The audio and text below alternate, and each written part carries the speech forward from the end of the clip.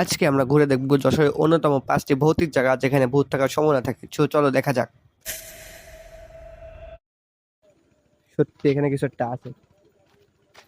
ধরতে হবে।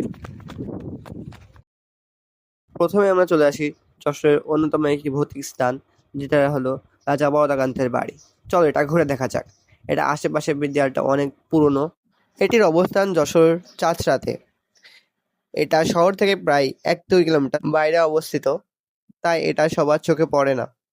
কিন্তু এর ইতিহাস এখনো আমাদের সামনে তুলে ধরছে এই বাড়িটা। তো চলো এর ভেতর থেকে একটু ঘুরে আসা যাক এবং দেখানো যাক এর ভেতরে কেমন আছে বিষয়টা। এবং এখানে একটি সিঁড়িও আছে, সিঁড়িটাও তোমাদের দেখাবো। চলো দেখা যাক।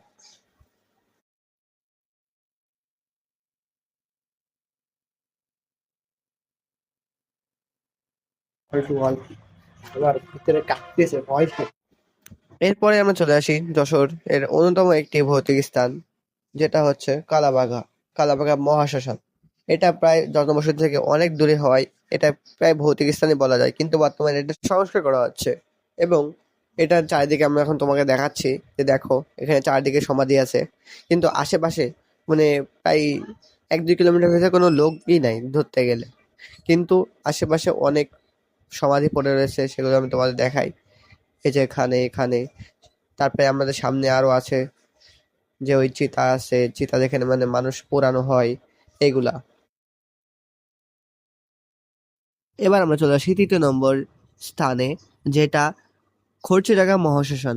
এখানে প্রায় সময় শোনা যায় অনেক ভৌতিক কাণ্ড হয়ে থাকে, যেমন বিভিন্ন মানুষকে মারা, তারপরে বিভিন্ন ধরনের ভৌতিক কর্মকাণ্ড যে বলে যেগুলো বোঝায় সবই এখানে ঘটে থাকে। এটা রাস্তার পাশে হয়, এখানে সেমন কেউ আসা যাওয়া করে না। তো এটা প্রায় মানুষ মারা গেলে এই গ্রামের মানুষই এখানে কবর টবর দেয়, পোড়ায়। দেখো এখানে অনেক সমাধি আছে, পুরনো পুরনো, নতুন, তারপর অনেক ওই যে শ্মশান যেখানে পুরানো হয় ওগুলা। 4 নম্বরে স্থানটা হচ্ছে বলিয়াডাঙ্গা ফাঁকা মাঠ। এটা অনেকেরই পরিচিত না, বাট এটা খুবই ভৌতিক স্থান। এটা আমার আত্মীয় বাড়ির পাশে এটা হয়, আমি এখানে যাওয়ার রিস্কটা নিয়েছি। এখানে আশেপাশে একদম ফাঁকা। আর এখানে প্রায় ভৌতিক কর্মকাণ্ডের মধ্যে যেমন কি ওই আগুনের গোলা দেখা যায়, কিন্তু আমি এটা যে এখানে এসে দেখতে পাই নাই। সামান্য কিছু আওয়াজ ছাড়া এখান থেকে তেমন কিছু আমি নোট করতে পারিনি।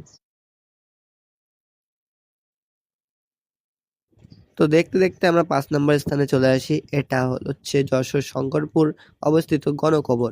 1971 সালে এখানে একসাথে অনেককেই কবর দেওয়া হয়, তাই এটা গণকবর বলা হয়। এর কিছু ছবি এখানে দেওয়া হলো। তো এই স্থান জুড়ে এখানে প্রায়